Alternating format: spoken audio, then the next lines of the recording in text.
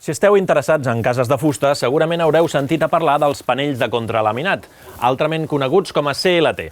Però què són aquests panells i per què serveixen? Bàsicament, els panells contralaminats són elements prefabricats massissos fets amb diverses capes de fusta.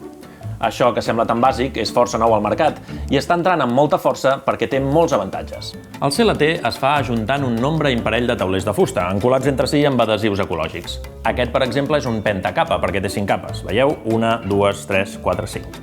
I és el que s'ha fet servir per la construcció d'aquesta casa. Quan es fabrica el CLT, el que es fa és alternar el sentit de les fibres. El primer tauler, per exemple, tindria les fibres en aquest sentit.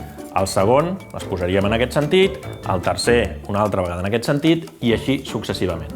El que aconseguim així és obtenir un material molt lleuger però alhora molt robust.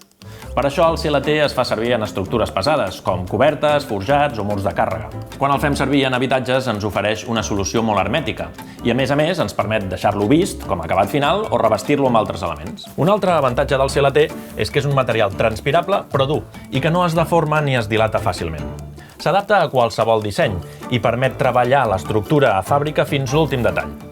Això ens permet una construcció molt més ràpida sobre el terreny. Al final, tenim una estructura robusta amb molt bon aïllament tèrmic i acústic.